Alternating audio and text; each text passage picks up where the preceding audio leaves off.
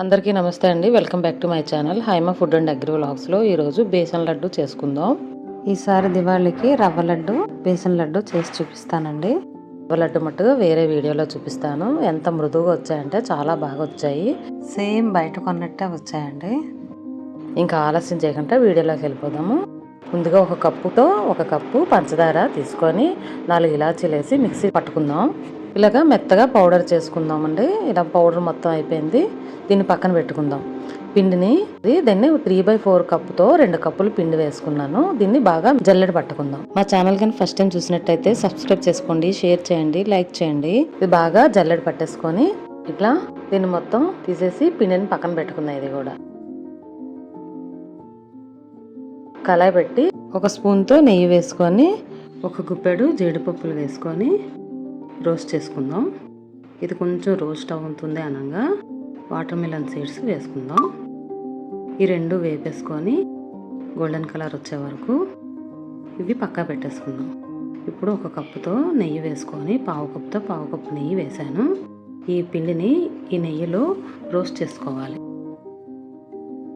పిండి మొత్తం ఇందులో వేసేసుకొని గిన్నెలోకి ట్రాన్స్ఫర్ చేసుకొని దీన్ని రోస్ట్ చేయాలి. బాగా రోస్ట్ చేయాలండి. మంచి అరోమా వచ్చే వరకు రోస్ట్ చేయాలి. మధ్య మధ్యలో నెయ్యి వేస్తూ తిప్పుతూ ఫ్రై చేసుకోవాలి. ఇలా నెయ్యి వేసుకొని ఫ్రై చేయాలి. మళ్ళా నెయ్యి వేసానండి కరిగించి.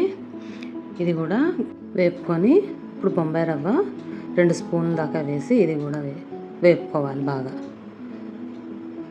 ఇది మొత్తం వేపడానికి 15 నిమిషాల దాకా పట్టిందండి.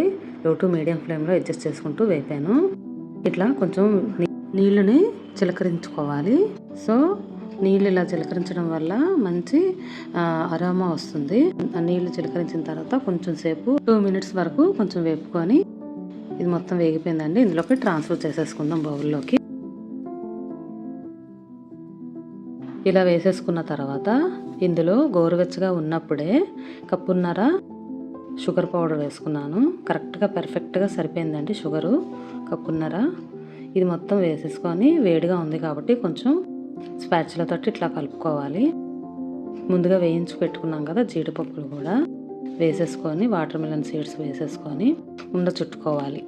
ఇట్లా ఉండలు పర్ఫెక్ట్గా వచ్చాయండి. నేను వేసిన ఆ నెయ్యికి కరెక్ట్గా సరిపోయింది.